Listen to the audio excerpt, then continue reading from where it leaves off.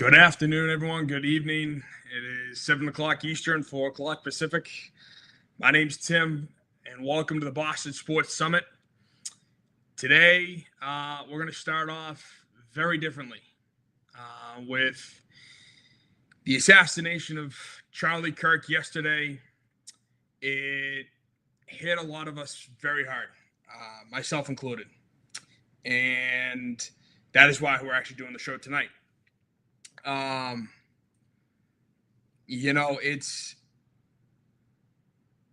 It was weird. It was a very odd, strange situation yesterday that was wildly unexpected. Here's a man who believed in his faith, in his, Christian faith devoutly. And he went and proclaimed that all across the United States, all across college campuses. And through his faith came his political viewpoints. Now, I've never met Charlie Kirk in person. I've never had a one-on-one conversation with him. I would have liked to have. I think he would have been a really great guy, really, guy you could definitely grab a beer with and just chat. But it sucks. It sucks what happened to him yesterday. And it really affected a lot of people in this country, and the tough part is we're at a divide right now in this country. There's no two ways about it. You have, and it's not just the right and the left, but this country was founded on Christian values. Our founding documents are loaded with Christian values. The freedom of speech, the due process. That is all Christian values. And Charlie Kirk went around college campuses and had open dialogue with people, these kids who, quite honestly, are spending boatloads of money basically to get indoctrinated, and it's sad because it's one viewpoint. And there have been plenty of times, if you have an opposing viewpoint, get out. It was interesting for me because I was an adjunct professor at an extremely liberal college. And I taught a class where it was very subjective. It wasn't objective. And what I mean by that is it was a sports and society class. That class, I opened up, and I made sure that none of the students knew where I leaned on any of the topics. And I made sure that these kids could speak freely and say what they want to say. And that, if there were disagreements, and especially then we could have civil discourse about it. And there were some civil disagreements. There were some dialogues back and forth. And because of the ground rules, I would like to think because of the ground rules that I set at the start of the class, no one went after anybody personally, at least during those times, during the meetups. And then if everybody agreed on something, most likely I disagreed with it, but I never let them know. The only thing I did was I would start to ask questions to poke holes in their argument, just to get them to see what the other side thinks so that they don't live in an echo chamber. And you could see some kids have their eyes kind of really and really start to contemplate what they were what they believed. Now, did they change their minds? I don't know. That's not for me to, say. But I also saw some kids who they hardened their heart and just that was their viewpoint. You are not going to change me no matter what. Doesn't matter if I poked every single hole in their argument. They didn't care. But that's what Charlie did. Charlie went out and spoke from his Christian conservative beliefs.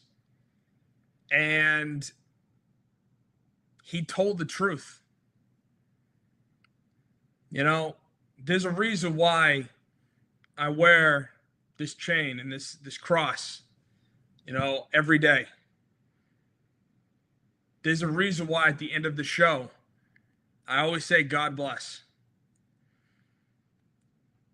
Because I'm a devout Christian. I'm a Catholic. I believe in Jesus. I believe in God. I believe in the Holy Trinity. That Jesus rose from the dead. To save us all. I don't really like to get too political or religious on the show. Of course, it's a Boston sports show. What do you expect? But with what happened to Charlie yesterday, I wholeheartedly believe that we need to go back and find our Christian roots, the beliefs and the roots that this country was founded on. Because that has, I think, been the reason why we have been on a steep decline in the last 50 years. Is nobody understands what's, if it, a lot of people like to say that they're Catholic, they're Christian, and yet their actions don't follow it. And listen, I'm not trying to sit here and boast and say I'm better than you, I'm a better Catholic or Christian. No, not at all. Not at all.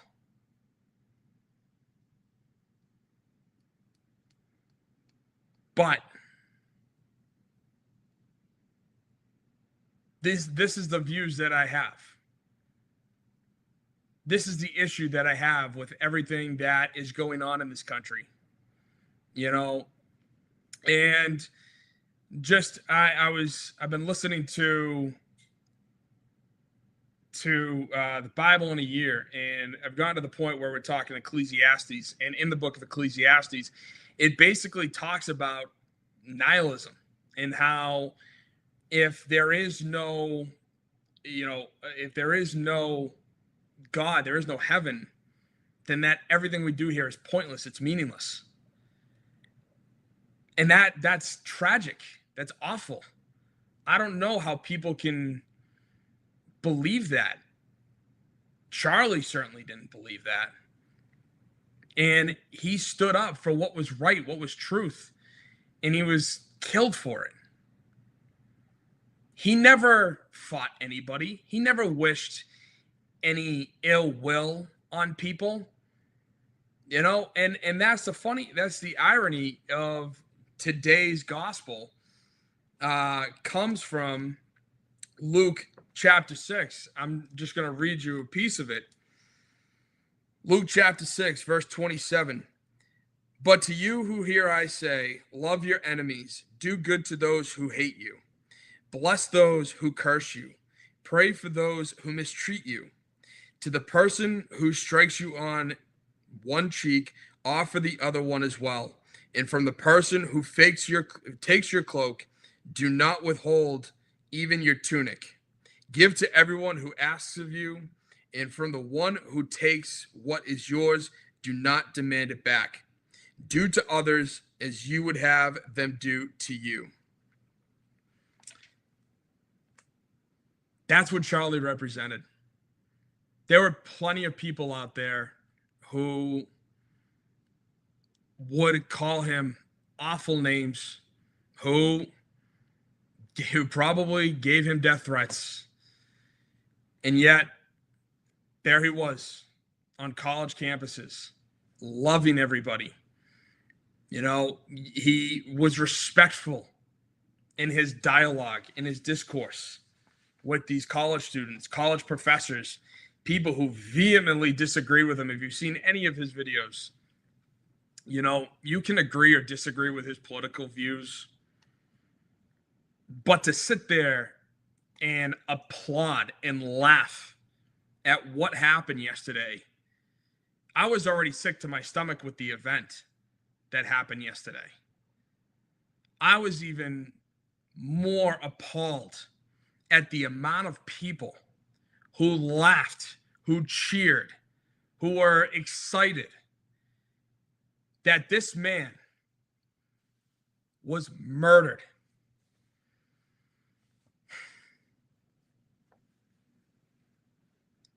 His wife no longer has a husband.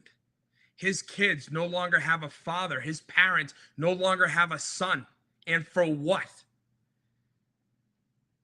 Because people don't agree with what he says? It's sick. It's gross. You know, I've posted some things praying for Charlie Kirk, praying for his family, and I've gotten a few, not a lot, but a few, just some people laughing, you know, at my posts. And I don't know why, but just a simple emoji. And it's sick. It's gross. And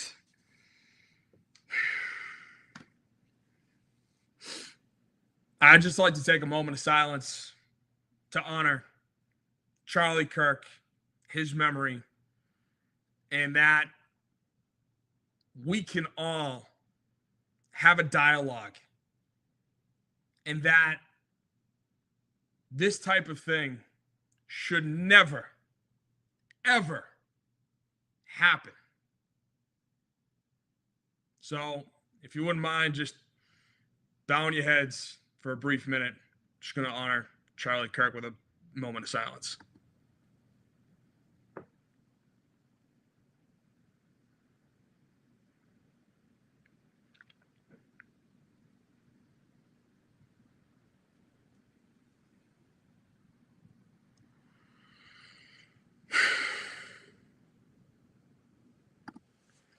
Thank you. All right. Well, now to start talking about Boston sports. The Patriots came off a tough week one. And as I predicted, this was the prediction. I did think the Raiders would win. I thought it was going to be a low-scoring game, obviously, as you can see, 24-21. And it turned out that the final score was 20-13. Now, it was not a pretty game. I think that both teams had some learning points, some learning curves that people were just kind of like, the players were trying to still figure out. You know, it's week one. You're trying to still learn a new system. You're trying to learn new players, new coaching staff, trying to all play in a cohesive unit. And it just didn't work. It's clearly offensively, scoring 13 points. You know, and even had Andy Borregales made that 40-yarder, it would have been 16. We still would have lost. So right now, of course, I do want to talk about my game day greats. Okay, so with that, starting off with the letter A, Harold Landry III and Kayshon Boutte get A's from me. Why do I say that? Simple. Harold Landry III had 5 total tackles, 4 solo tackles, and 2.5 sacks. Boutte, meanwhile, again, coming off a good year with Drake May last year, is picking up right where we left off, had 6 receptions for 103 yards. Would have been nice if he had a touchdown in there, but hey, Pop Douglas got that. Needless to say, those two I thought played the best out of the entire team. No doubt about it. And I was excited to see kind of Harold Landry, not miss a step, kind of get right off, throw on a brand new uniform, and just hit the ground running. I think even being with Mike Vrabel helps him out a little bit. As for the letter B, I give Bs to Carlton Davis and Hunter Henry. Now, Carlton Davis, of course, had a great pass deflection that led to Jalen Hawkins' interception, first on the year. Carlton Davis also had 4 total tackles and another pass deflection. So he had 2 pass deflections on the day. As for Hunter Henry, again, a guy who is, coming around to the back end of his 20s. I think he's actually 30 years old, but he had 96% of the snaps. He took 96% of the snaps with 4 catches on 8 targets for 66 yards. A nice safety blanket for Drake May. I can't fault him. Hunter Henry, Mr. Consistent. He's been just a guy that is as reliable as can be. So still very thrilled about where he's at on this team. Now, as for the so-so, mid-tier, could be better, letter C, I gave to Drake May and Christian Barmore. Now, a lot of people are freaking out this week over Drake May and the fact that he's getting too much thrown on his plate. And it drives, and granted, I understand it's, the classic verbiage, we have a show to do today. You can't, see what's happening in the future. We can't assess what happened in the past. It's got to be, we can't assess in the past, but we can't look in the future and then today say, oh, he's going to be fine. He's going to throw for 4,500 yards with 6 total picks, blah, blah, blah. We don't know. All I can say is this idea that he has too much in his head, that he's got way too much going on is kind of crazy, especially after one game. And it's kind of annoying. Yes, did I think he was not perfect? Of course. Even Harold Landry and Kayshon Boutte weren't perfect on Sunday. But what I can say about Drake May is, once again, he had a couple of flashes, but also had some really bad, dumb decisions. Some overthrows where you're looking at it going, dude, what are you doing? Missing a Pop Douglas, throwing too high, overthrows. It's like, Drake, relax, settle down. It wasn't his best game. And he also dropped back 51 times, and we can't be doing that. We totally abandoned the run game, which I'm going to get to the run game in these grades. Don't get me wrong, but it was a game where, I still get it. I still understand. It's week 1. He's got Josh McDaniels as his new OC. But I feel like New England is treating Drake May like the Gators have tried to treat Billy Napier for a long time. For those of you who don't know, the head coach, Billy Napier, is in his 4th season. He's had a very up and down, way down, 3 seasons. And now it's really coming to a head. And people wanted him fired 2 years ago. Right? But that's kind of how I'm looking at Drake May's situation is, yes, Josh McDaniels is still bringing a lot of probably that Tom Brady era quarterback knowledge that Drake May needs to learn and understand and be able to process.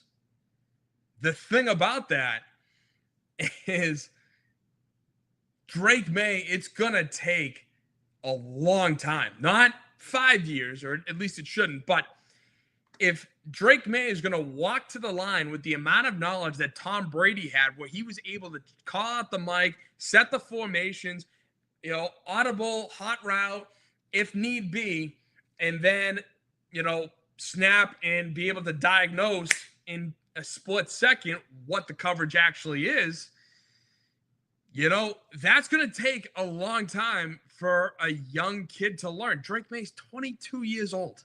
He's a kid. Now, I'm not trying to say that, I'm not trying to reprieve Drake May of all his faults because of this. That's not what I'm doing.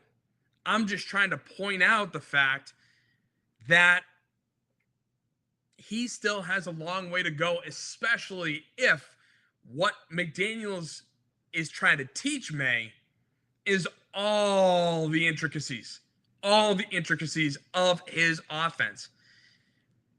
I would like to believe that Josh isn't giving Drake May all the intricacies, because you're just going to give the kid a massive binder and say, learn all this? No, of course not. They've only been working together since what? May? So, again, it's going to take some time. Yes, I came in, back all the way when the NFL schedule was released. And I had the stupid notion that this team would go 12-5. I like to bring this up from time to time because it's just so funny. Again, these were I have it written down as like the descriptor of that image. The 2025 NFL schedule, way too early picks. Because it was way too early to figure out what's going on.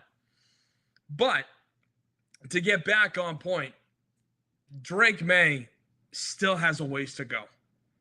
I don't expect this kid to be a finished product for a little bit.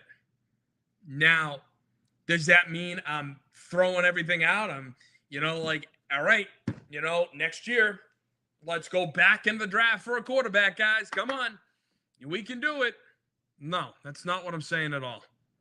And yes, is there going to come a point within the next probably 2 to 3 years where we're going to have to make that definitive decision and say, is Drake May our guy or not? Of course there is, because then we're going to have to pick up his 5th-year option.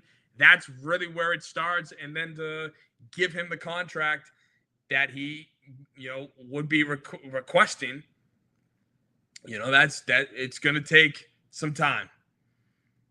But we have that time for him to learn and grow. So, yes, game 1, Drake May earns a C. Now, for Christian Barmore, as my other C grade, I'm a big fan of Christian. I always have been. And with what happened to him last year sucks. How he went out for the blood clots and missed, I think, the rest of the year. No, he did try to come back, but then I think it was done after that. Regardless, Christian Barmore took 75% of the defensive snaps, and he had 5 tackles, but he was non-existent on the pass rush. The only guy who got back there who didn't record a sack was Milton Williams, the new guy. So with Milton Williams getting back there and disrupting things, I was surprised I didn't see Barmore. And listen, I think this kid is a stud. I think he can play and play at a very high level. And you know what? Maybe he wasn't called. Maybe he was told as part of his assignment was to stay home and make sure that there is no draw or anything of that nature. But regardless, there were times where he definitely got beat, on the pass rush. So Barmore, I think he's still got a ways to go, but he definitely can be better. And I think this week is definitely gonna show. We're gonna talk about the Miami game coming up in just a little while. So after these game day grades. But moving on to the letter D. I gave a D grade to Jalen Hawkins, the special teams unit, and Keon White. Now, starting from the bottom up, Keon White had 29 plays, 46% of the snaps, 2 total tackles, and 1 solo tackle. When we drafted Keon White was supposed to be that edge guy who is supposed to not only garner a lot of attention, but get home, get to the quarterback. That was his job. Where has that been? You know, again, Keon White looks like a bad dude. You know, like he looks like a mean guy. Like that's all he wants to do is get home to the quarterback. Where has that been? You know, once again, 46% of the snaps, kind of non-existent. Now, as for the special teams unit, Andy Borregales and Bryce Behringer, I mean, they both had okay days, but Borregales, dude, you missed a 40-yarder. Those are supposed to be right in that realm of automatic. And Behringer, when we needed you the most, you shanked the ball like crazy. And some of the things that I've seen about Borregales on X, Twitter, has been these issues of people, losing their minds, saying that our kickers suck. Like, Borregales, like we should have never taken him. This is why you don't draft kickers, yada, yada, yada. And people want to, make a big deal. It's like, guys, let's give this kid some time. Again, Chad Ryland now has the starting job for the Cardinals. I think it helps him, too, that he's kicking in a dome in Arizona. But I think the other part is, too, people want to forget Florida State had a nearly perfect kicker about 6 years ago. And when he got to the NFL, he got drafted very high. And he sucked. He got cut after his first year. Hell, I think he got cut in the middle of his first year. Because and he never played again because he was not good. Why? I don't know. The issue is with kickers and special teams is they have something different going on upstairs than the rest of the team. I don't know what it is. Again, special teamers are just a different breed. But and trust me, I can't speak to it. I don't know what is going on as to why these issues happen. But he did make up for it, kicking obviously another field goal because we got 13 points. So he obviously kicked 2 field goals. But what I mean is it wasn't good. Just like Bryce Behringer. That shank, dude, at the end of the game when we really needed you was not ideal. Not ideal. And then lastly, Jalen Hawkins. Jalen Hawkins, yes, he did have a sack. He did have an interception. But that touchdown on the first drive was atrocious. Atrocious. The fact that he let his guy get so far wide open was astounding to me. And again, the reason why I have him here is because I thought he was a net negative for the game. And that's kind of what bothered me about Jalen Hawkins.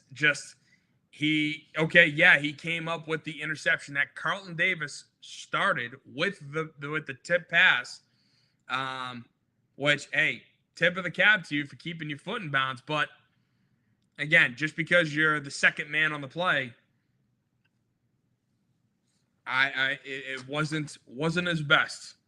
Hopefully he can fix that. But the big F absolutely comes from the run game and Garrett Bradbury and Michael Onwenu. All three of those names are pretty much combined. And I want to start with the run game first. Mike Vrabel's teams have always been built on the run game. Now, the nice part of that is that he had Derrick effing Henry to be the lead back. When you have Derrick Henry, that's all you have to do is do exactly what his high school coaches did and give him the ball on 65 to 70 plays. And just let him go. Let him go.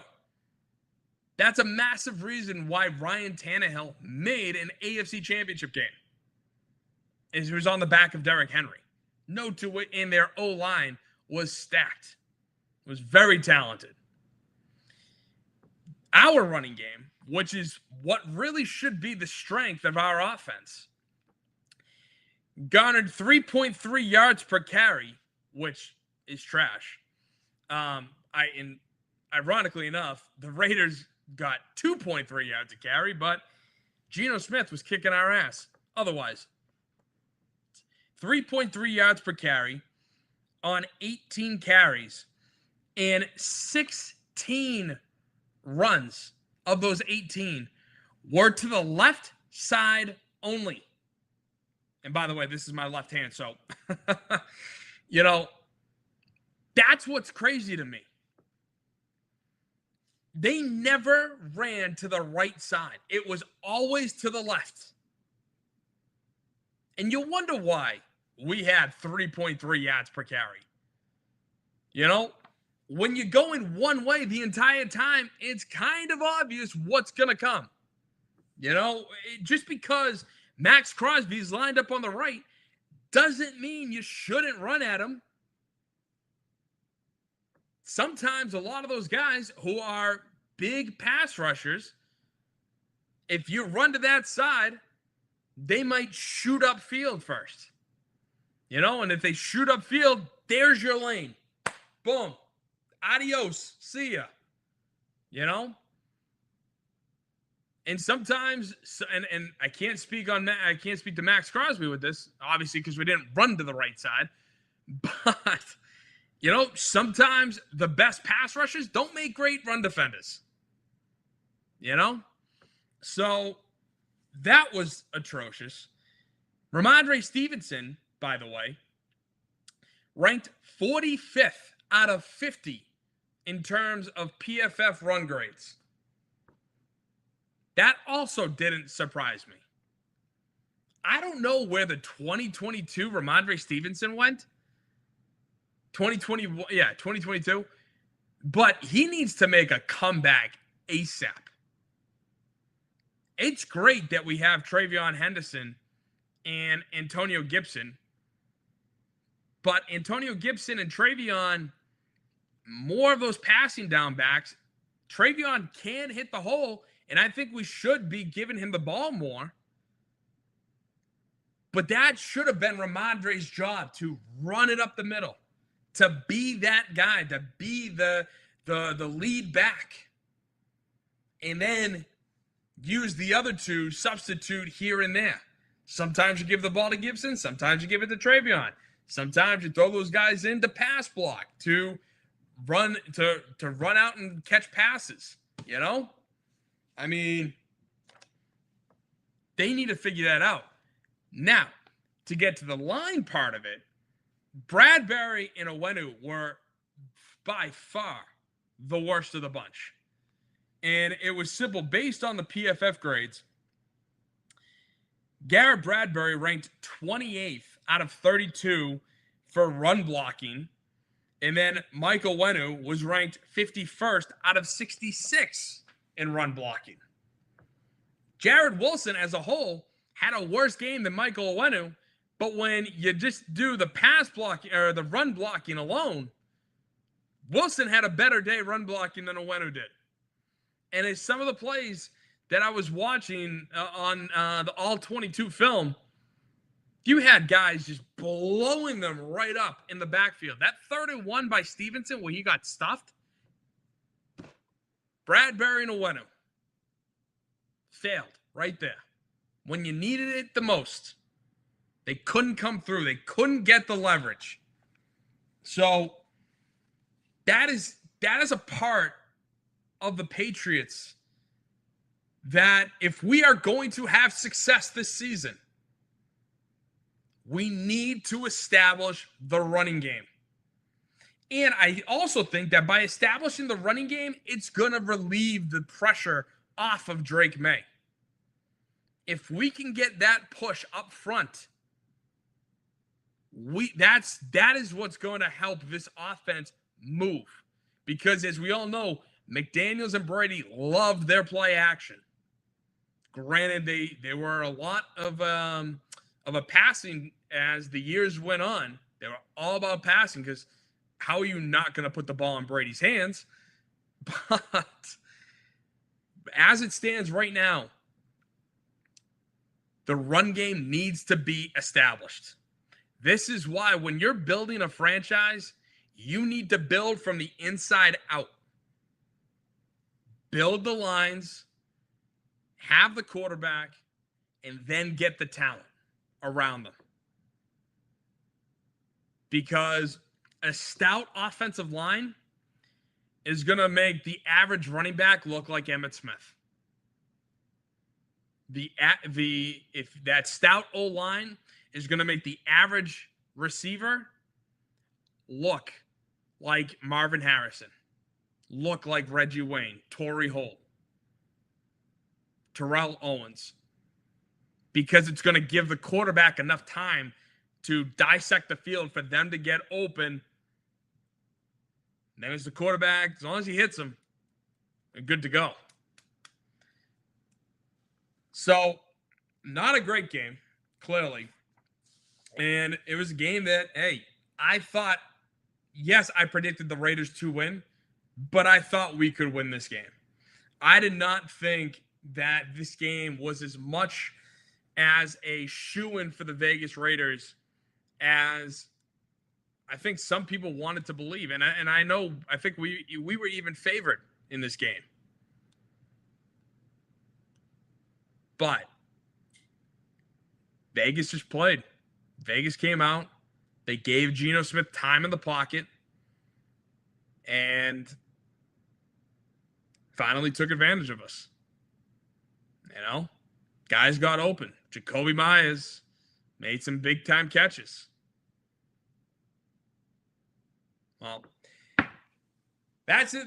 Week 1 is in the books. Now we're moving on to week 2. And that is in Miami. AFC divisional matchup at Hard Rock Stadium. That is where New England is going to be on Sunday. Now, as for comparisons, I did this with the Raiders, doing it with the Dolphins. I do believe that the Patriots as a whole are a better team than the Dolphins. I think Drake May is better than Tua.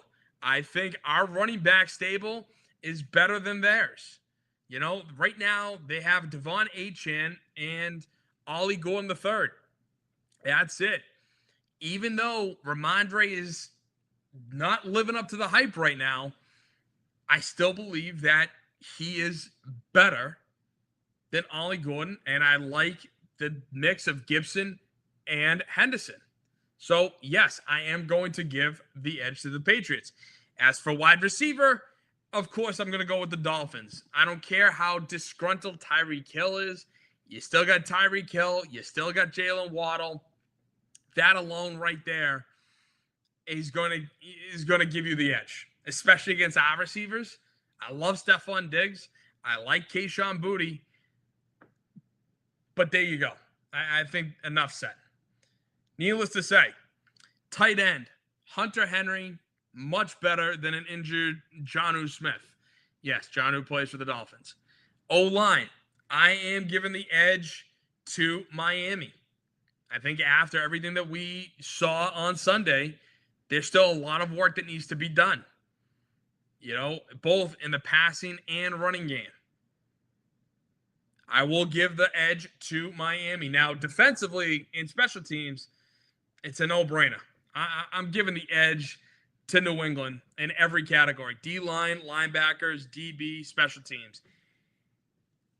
I mean, the Dolphins defensive backs are just the only good player that they have is Minka Fitzpatrick, who's definitely on the older half. He's not in his mid-30s, but he's still he's been in Pittsburgh. He just got traded. Jalen Ramsey going to Pittsburgh. Now their corners are a bunch of scrubs, including an infamous Jack Jones, who used to be a New England Patriot. I think we can all remember what Jack Jones is memorable for, and it was not on the field stuff, needless to say. Again, I like our defense and our special teams better.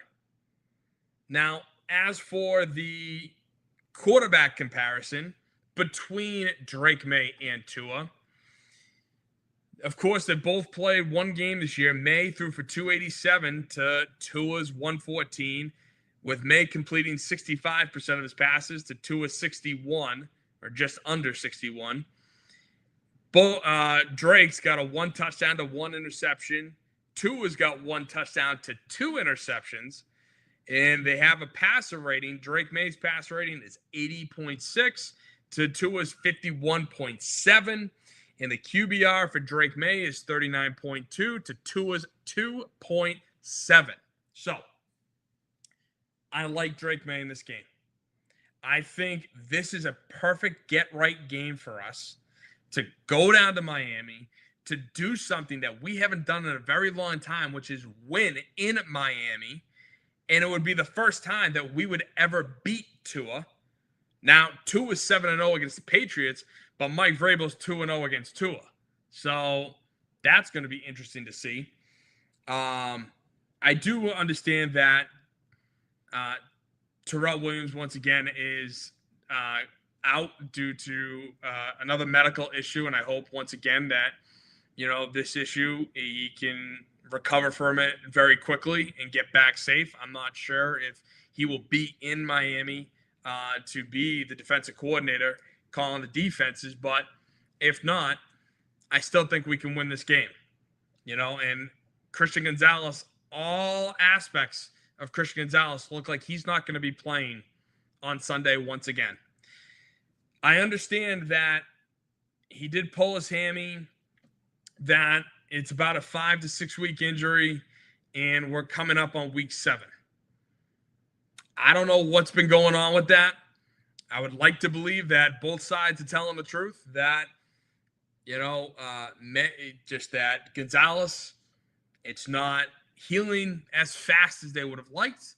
So he's just trying to play it safe, not worry about that.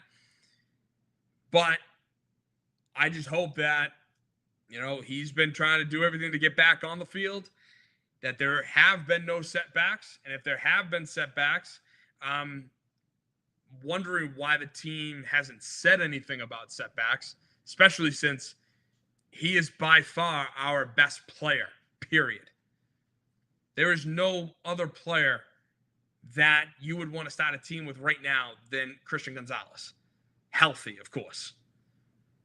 He is number 1 when drafting from our roster. So hopefully this is the final game that he misses. And it's going to be tough, I think, to guard Tua and Jalen Waddle to make sure that you eliminate both those guys. Devon Achane had a phenomenal rookie season. But, what are we going to do? What are we going to take away? I think ultimately we should be looking to take away the deep ball, take away Hill's speed, and Jalen Waddle being able to play that second role beautifully. As we're worried about taking Tyreek Hill and the deep ball away, here's Jalen Waddle just on a 5-yard in, and bam, he's gone for 20 yards. So That's something that this team should be looking at. Ultimately, I do have the Patriots running away with this 31-14. I just think that we are too talented.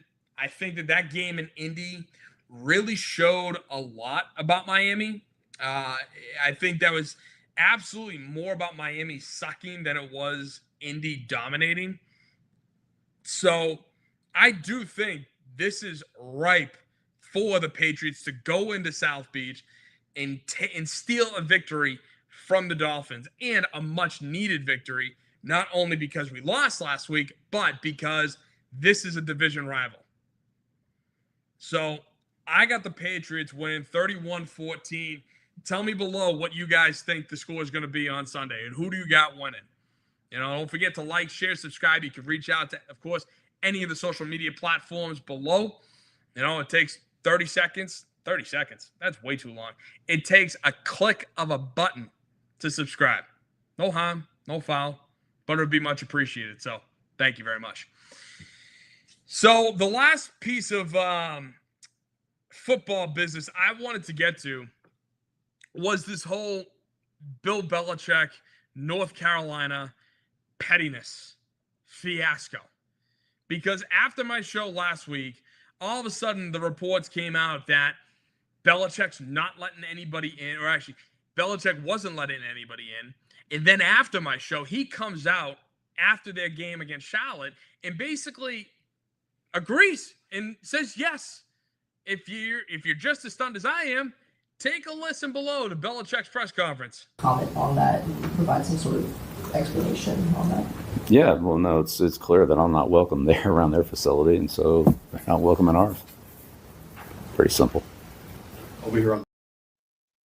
That is wild. From a man who hates distractions. He is always shied away from distractions. Again, the most infamous press conference he ever had is we're on to Cincinnati. All because the last thing he wanted to talk about was whether Jimmy Garoppolo was going to get the starting role over Tom Brady. Because Tom Brady looked like he was done after that Kansas City game. All he said, we're on to Cincinnati. We're on to Cincinnati. This man doesn't say boo about anything. And yet here he is being like, yeah, hey, they don't invite us into, our building, or they don't invite me into our building, so I'm not going to invite them into theirs. Into ours, excuse me. What? Like, don't get me wrong. This is great. I am loving every second of this because it's wild to talk about. But at the same time, I'm just sitting there going, what are you doing? We all laughed. You have to admit this. We all laughed every time we played the Jets, every time we played the Browns, and how much Bill couldn't stand the Jets and trying to keep him in New York and the whole trade that brought him to New England, the whole nine, and how much he had disdain. He had so much disdain for the Jets. He did everything in his power to run up the score against New York. And we laughed. We're like, yeah, absolutely. F the Jets. We don't need them. They suck anyway. When was the last time they won a Super Bowl? Right? But with this, I'm sitting there going, dude, what are you doing? And it was just literally the day before, or 2 days before that exact press conference, where Robert Kraft was on BZ and said that he would love to erect a Bill Belichick statue right next to Tom Brady's statue once Bill is done coaching. And this is your response? Like, Bill, I know you're 70 plus years old, but can you stop being so effing petty? You spent 20 great years here. Not for nothing, dude. It was time for you to go. It sucked. I think we all know that. We all wanted you to hit the Don Shula milestone because we all hate Don Shula after after his comments in 2007. But we all wanted Bill to have the most wins in NFL history as a head coach. The problem is, dude, you lost your effing fastball. You couldn't draft anymore. You took Cole Strange 29th overall when Sean McVay and the GM of the Rams openly laughed when they saw that is who we took because they projected him as a 4th-round guy. That's what bothers me, is this pettiness. It's like, why? Like, yes, it didn't end great. Yes, Robert Kraft produced the Patriots Dynasty documentary on Apple TV that really attacked your credibility. And the funny part is, I haven't watched it since it debuted. I've really refused to watch it. I watched every episode when they came out, but it was really one of those they threw everything on Bill. Every scandal, every, slight hiccup was all Bill's fault. And Robert Kraft tried to come off as the saint figure who kept Bill and Tom together for longer than, than what actually, than what could have actually happened. Unfortunately, everything that's going on right now, I can't help that there's maybe a little bit more truth in those Apple documentaries or Apple documentary episodes than I would have admitted when it first came out, because it came out basically right after Bill got fired. So I'm absolutely one of the guys who it's both Bill and Brady. I've said this time and time again on the show. So when that came out, I was kind of pissed for Bill because it made him look like he was the one that loaded Aaron Hernandez's you-know-what. Like, it wasn't even close. They didn't get the help for the player in all these other situations. Deflategate with Spygate, everything that was going on. But listen, did Bill know? Probably so. But with everything else, it just, they made him look like the villain from episode 1. When they talked about the snowball against the Raiders, like, they were talking, him and Scott Pioli were talking as if it was do or die in New England that year. That if they didn't win a Super Bowl, then Bill's gone. Like, it was Bill's second year coaching. What are you talking about? You just paid Drew Bledsoe $100 million. He got hurt. And now Bill's Bill's job is on the line? Are you nuts? And again, I was 9 years old.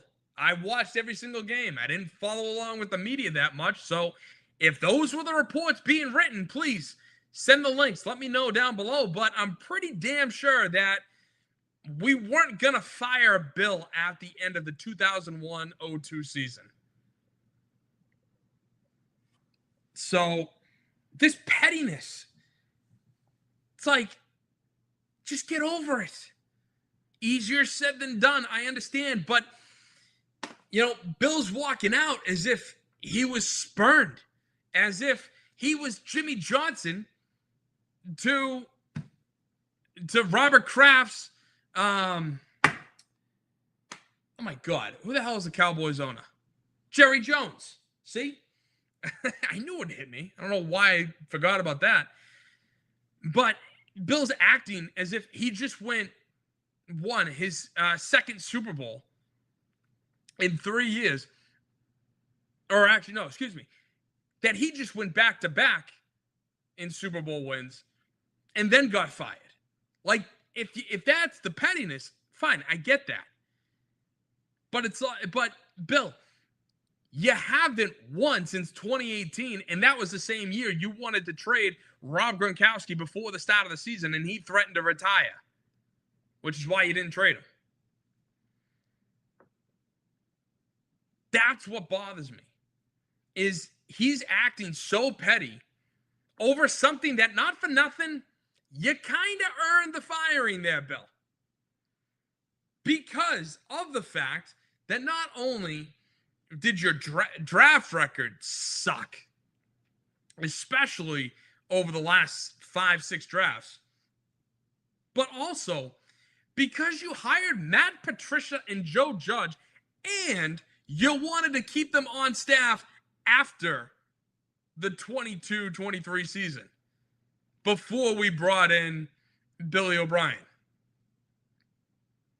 Like, you brought in a defensive coordinator to be the offensive coordinator. Like, I'm sorry, but that is a fireable offense as I have ever heard one.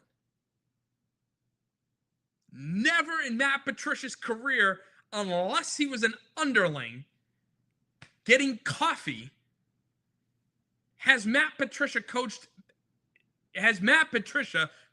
the offensive side of the football.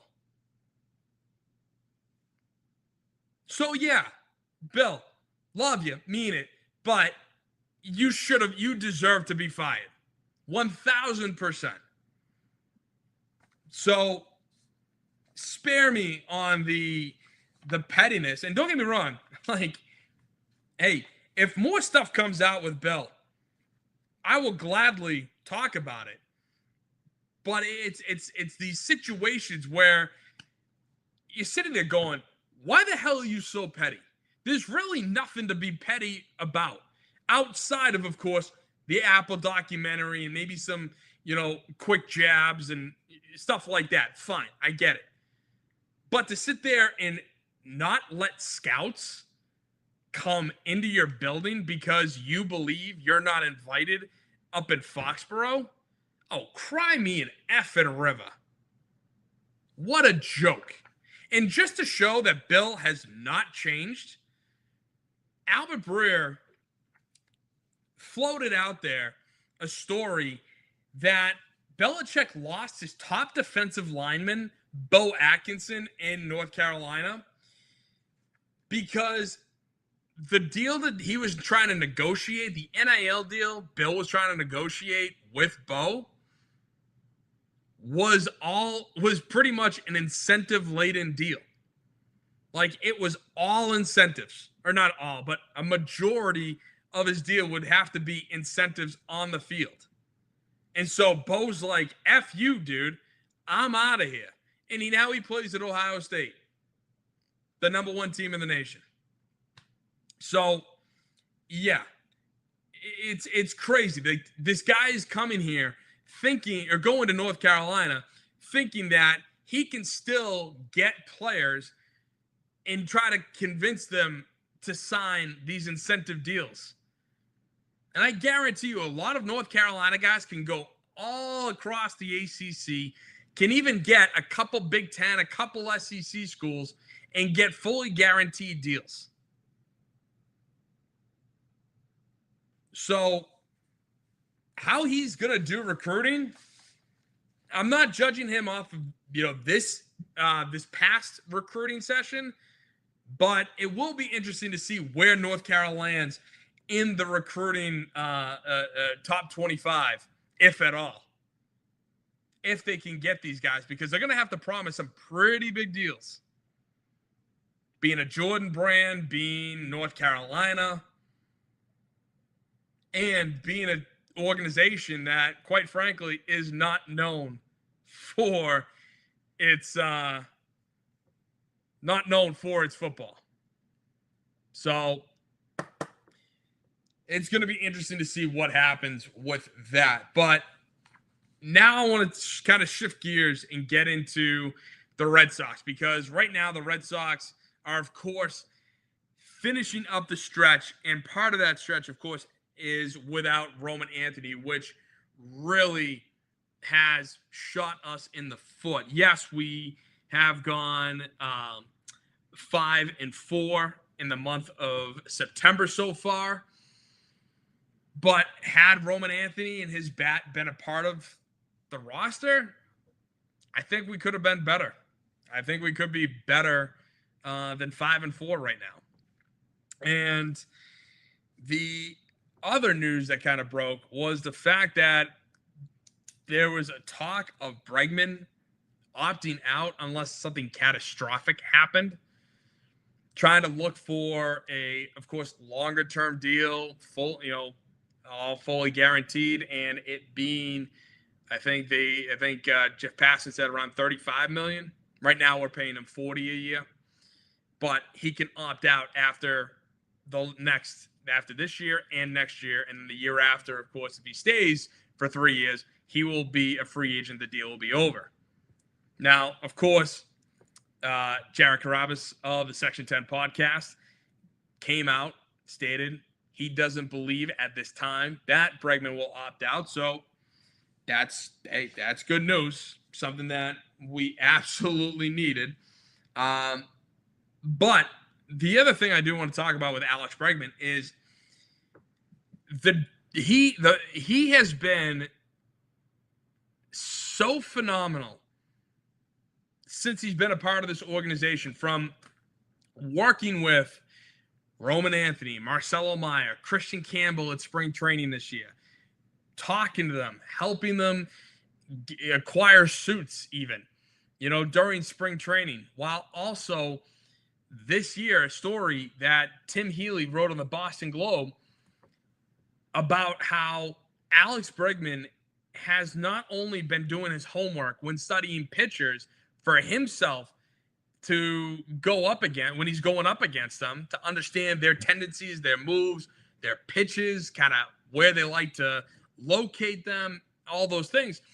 But he's also studying the pitchers, the hitters for the Red Sox pitchers, and that he's calling Narvaez and Wong, talking with Giolito, with Crochet, about what they can do, what they can improve upon, how they should face this vaunted Yankees lineup this weekend. I wouldn't doubt it if he's talking with them today, because today's their off day. If he's going through kind of what to expect, what they should be looking for, the tendencies that Volpe has, that Judge has, I think that's huge. And it's something where, yes, he just turned 30. He's on the other side of 30.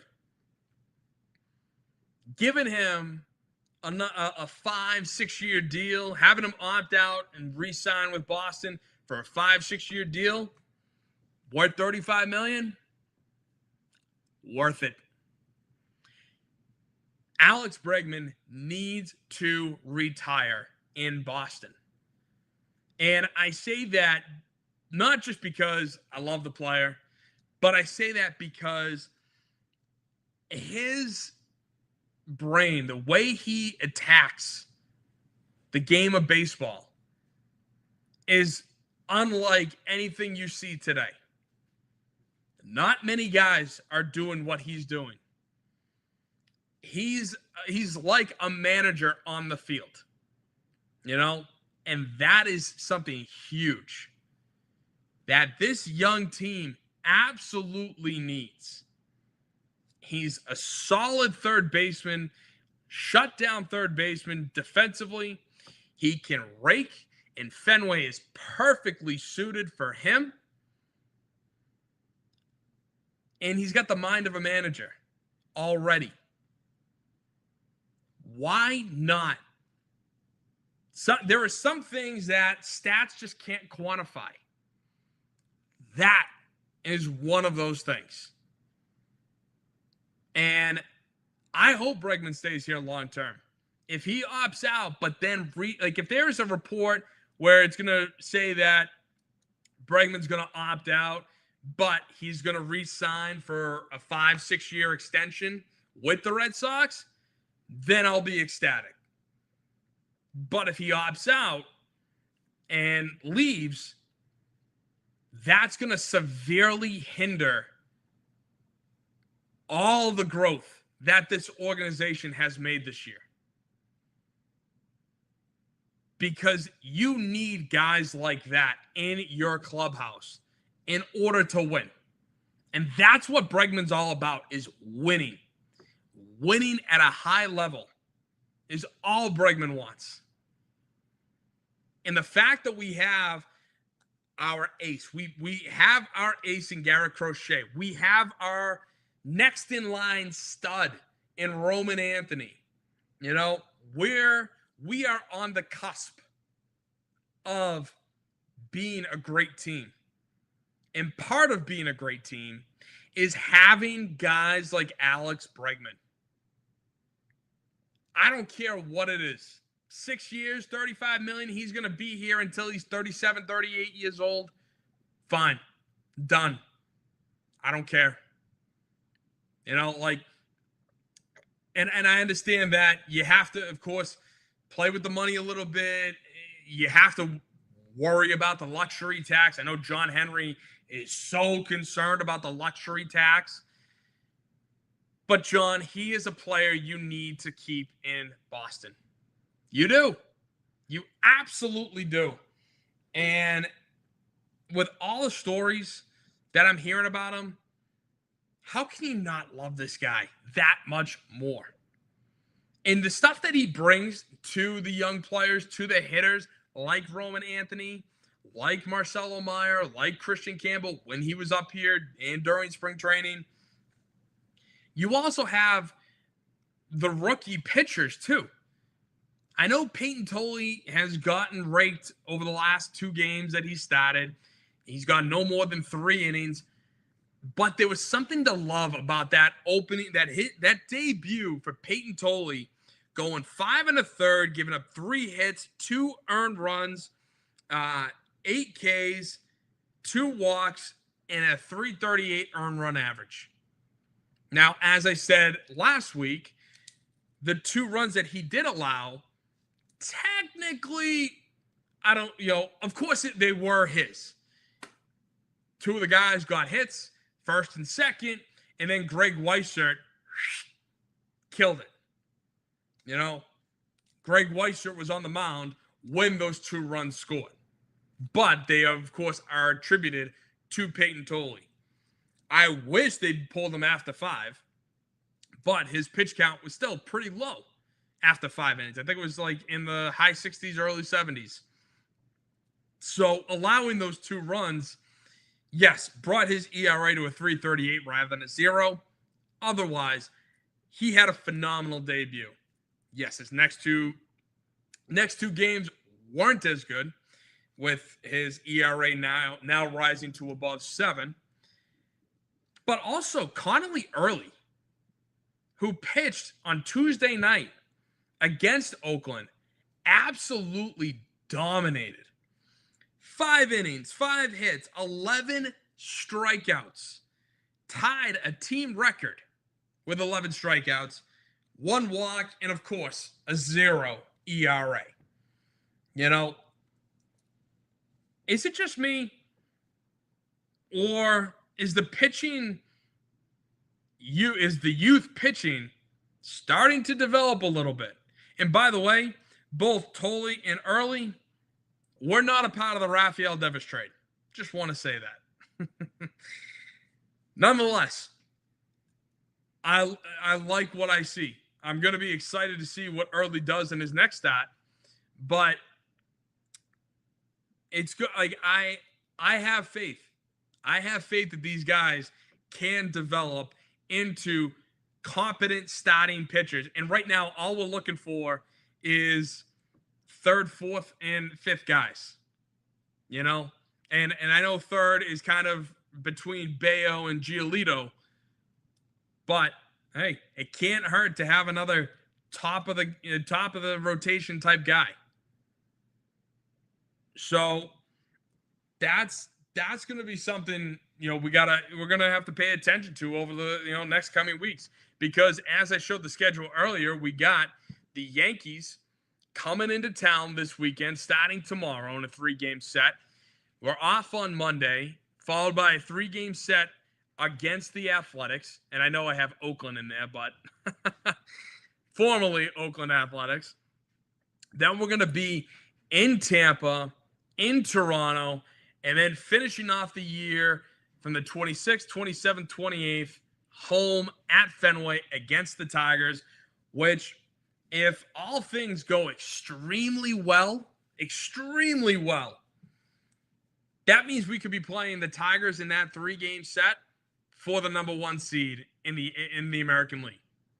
Now, am I getting my hopes up that that's going to happen? Of course not. Why do I say that? Because I'm a realist. Also, because Fangraphs says that. Looking at Fangraphs, we have a 95% chance to make the playoffs, 88% chance to clinch the wild card, 6% chance to clinch the bye, 6.8% to win the division, making the World Series just below 9%, and then World Series champs just below 4%. When you compare when you compare the bye, division, World Series, and World Series champs, when you compare that to what it was last week, drastically different. As you can see, 11.2, 12, 10.9, and 4.7 to clinch the bye, win the division, make the World Series, and win the World Series, respectively. Those things matter. And when I showed you those odds, those were before Roman Anthony's injury, or before it was announced what he was actually dealing with.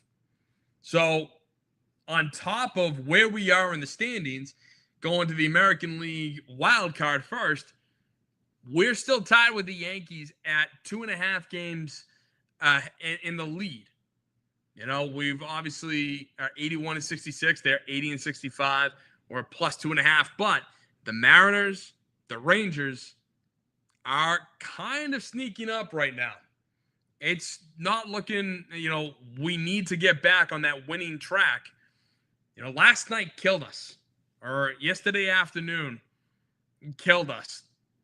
Having Chapman fall at that moment when we could have used a series sweep. Absolutely could have used that. The Blue Jays lost.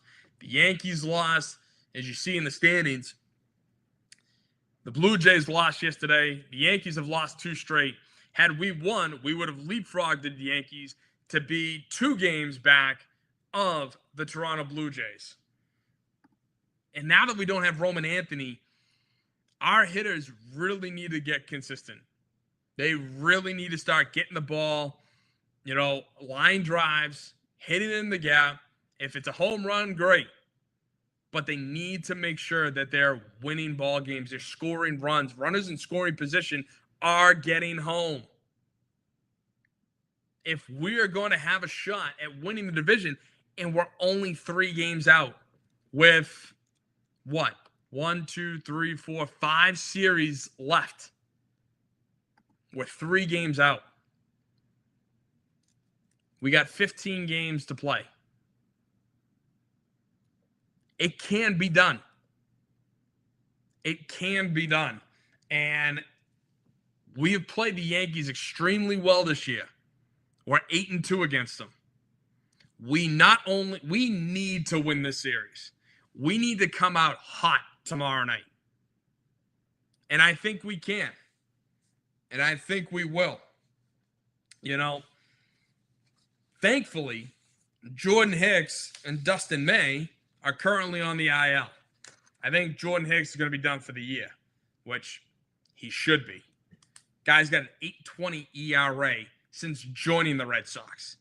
And yet he wants to blame the pitching staff and the catcher from that article by the same Globe writer, Tim Healy.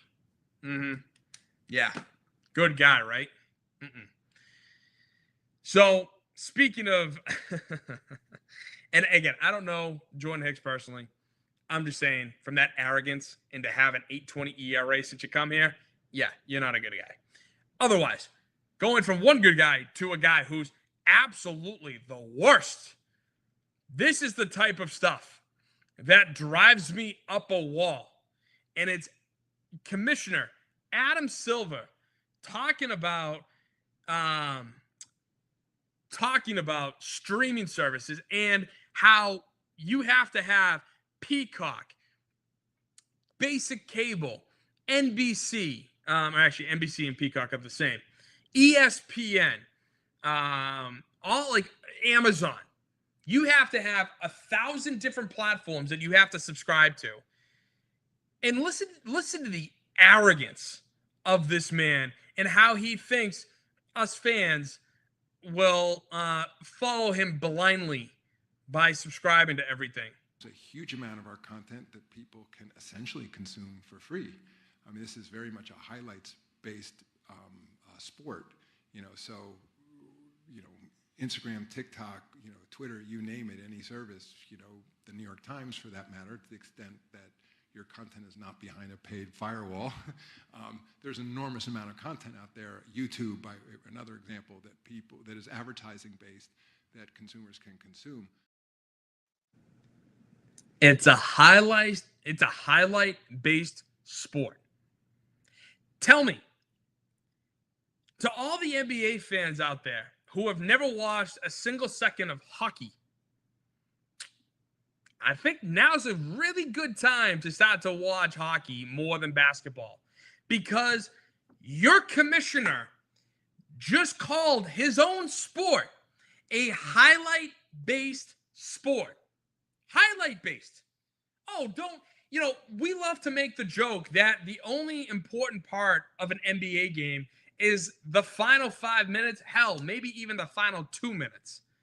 Otherwise, the rest of the other 41 to 46 minutes, you can do without it. Don't worry about it. Or 43 to 40, all of that.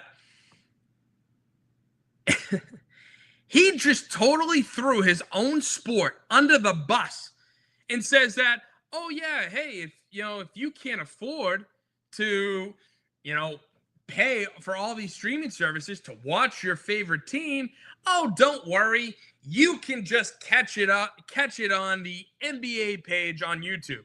Meanwhile, if I was going to show you a Celtics highlight, I would get flagged and demonetized because I would be showing a highlight of an NBA game. So explain to me how it's, we can use your clips. No, we can't, you dumbass. You just threw your sport under the bus. I don't know who's worse, him or Rob Manfred. Rob Manfred called the World Series title a chunk of metal. And yet, according to Adam Silver, oh, don't worry, our sport's a highlight-based sport anyway. You can just watch the highlights, you'll be fine. You can just check the box scores. What an arrogant POS he is. I cannot believe a commissioner would do that. And listen, I'm not going to tell you how you spend your money, how you should invest your time to or not to in the NBA, but I'm sorry, that is bull. I'm not going to waste a single cent worrying about the NBA like that. Why? Because I have to go and spend more money on streaming services I don't have? That is absolutely asinine. So if I want to watch, let's say, Detroit and LA, but it's on Amazon Prime, yet the Celtics are playing the Heat, and that's on Apple TV. But then you got the Raptors playing the Bucks on basic cable or they're going to be on ESPN, which I got to subscribe to ESPN for. Like, what are we doing? What are we doing? This is the type of stuff that I talked about last week with the NFL and all their BS streaming stuff, and how Roger Goodell wants to take games international, that he shouldn't. It's dumb. It's foolish. But with this, I mean, just dig yourself a grave, Silver. You know? And if the NBA governors don't oust him by the next contract, then what does that really say about the NBA as a whole?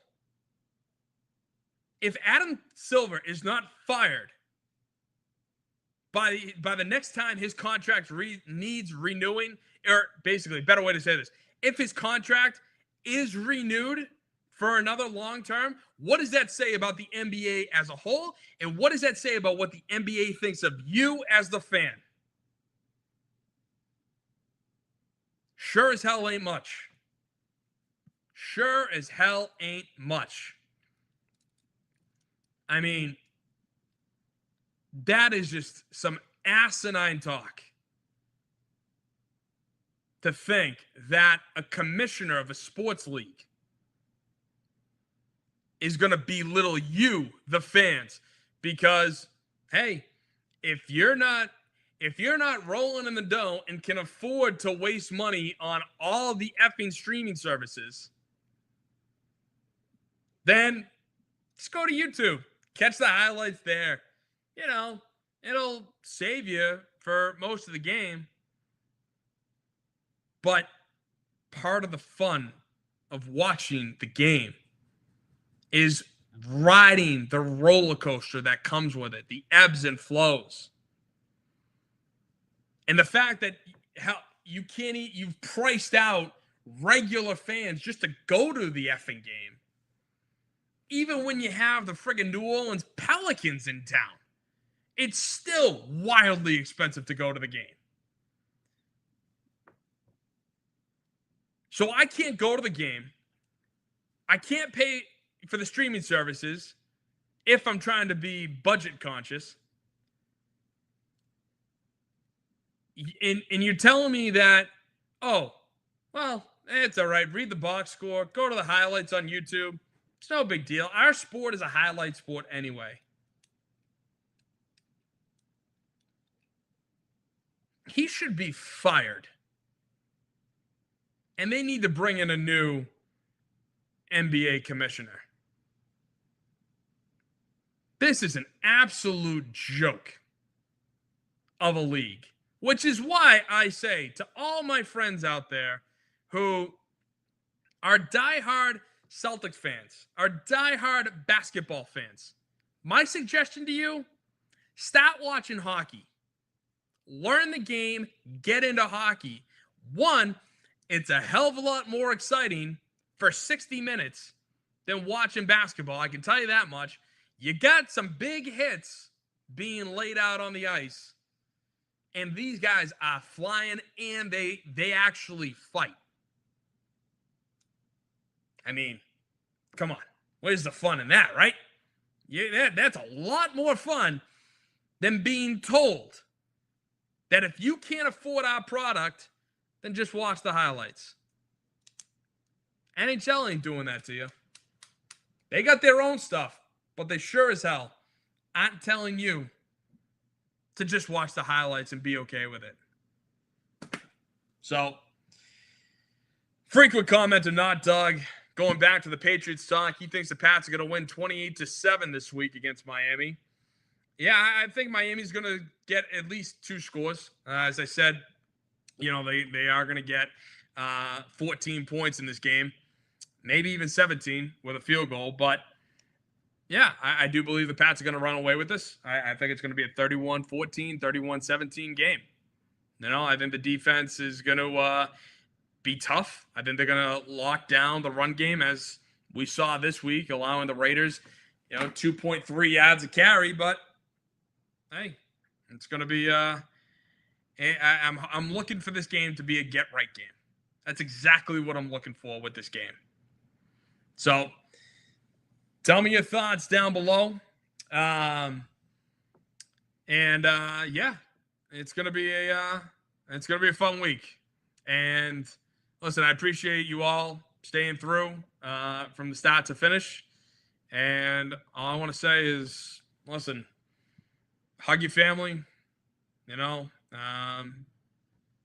make sure you tell them that you love them, and that God bless. All right, everyone, have a good weekend, and God bless.